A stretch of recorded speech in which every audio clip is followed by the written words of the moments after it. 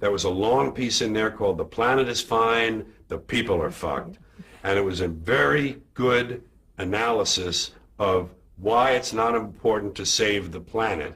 It's more important to save yourself, and the planet may come, the planet's going to be here. We'll go away.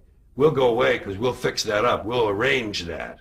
We'll self-immolate. We'll be gone. Dinosaurs had their chance. There was an age of reptiles. Now it's the age of primates. And who knows? Maybe it'll be the insects next. It's not up to us. It's not divinely ordained. We're here on chance, and we're going to go away. And the planet will heal. The planet will heal because that's what it does. It heals itself. It's a self-healing organism. It changes and grows. It'll incorporate all of our dead cities into itself, and it will become something else, but it will still be going around the sun for at least a few more billion years or whatever. So this whole thing, we have to save the planet by not putting diapers in the landfill. That's too short-sighted. It doesn't do anything. You have to change yourself, and we'll never do that because the dollars now, everybody wants a dollar and a toy. Everybody's got a cell phone that'll make pancakes and rub their balls, so nobody wants to rock the boat. Nobody wants to change. Don't change anything. And we're in a nice downward glide.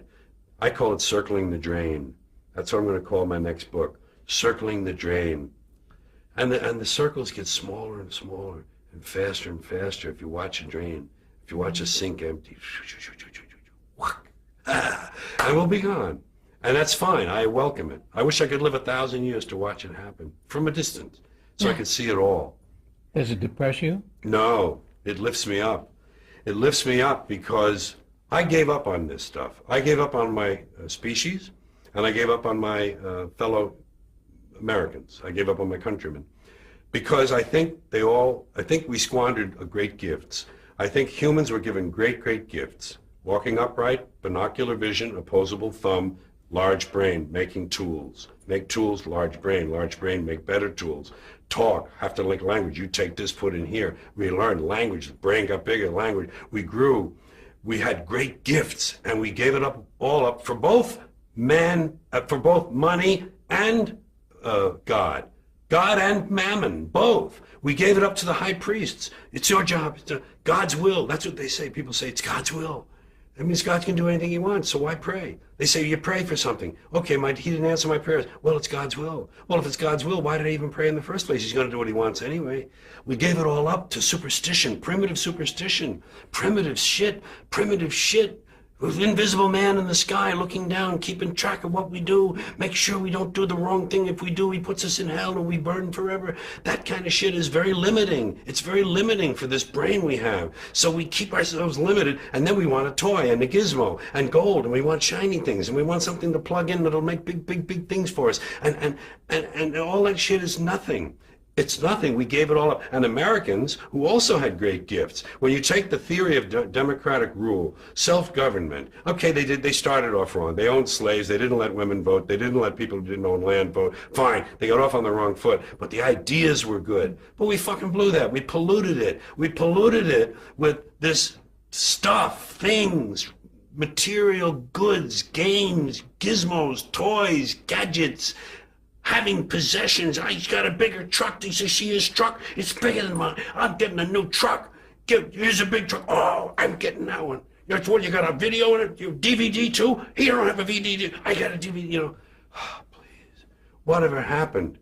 And all of that is what happened, And that's why I'm divorced from it now. I see it from a distance. I give myself a divorce. I said, George, emotionally you have no stake in this. You don't care one way or another. So watch it. Have fun. You know what? I say it this way. When you're born in this world, you're given a ticket to the freak show. And when you're born in America, you're given a front row seat. And some of us get to sit there with notebooks. And I'm a notebook. And oh my God, did you see that? Did you see what he just... And I watch the freak show, and I get my notes, and I make up stuff about it, and I talk about the freaks. And the freaks are all humans, and they're like me, and they're all the same. We're all the same. I'm not better. I'm not different. I'm just apart now. I'm separate. I'm over here because I put myself out of the mix. I don't have a stake in the outcome. I'm not a cheerleader for a given outcome now. Oh, they say if you scratch a cynic, you'll find a disappointed idealist. And I would admit that somewhere underneath all of this, there's a little flicker of a flame of idealism that would love to see it all whoosh, change, but it can't it can't happen that way. And incremental change, it just seems like the pile of shit is too deep. It seems like there's too much to do. To do it all, to do everything you would need to clean this act up of a human, you know, too much. And there are forces that don't want that.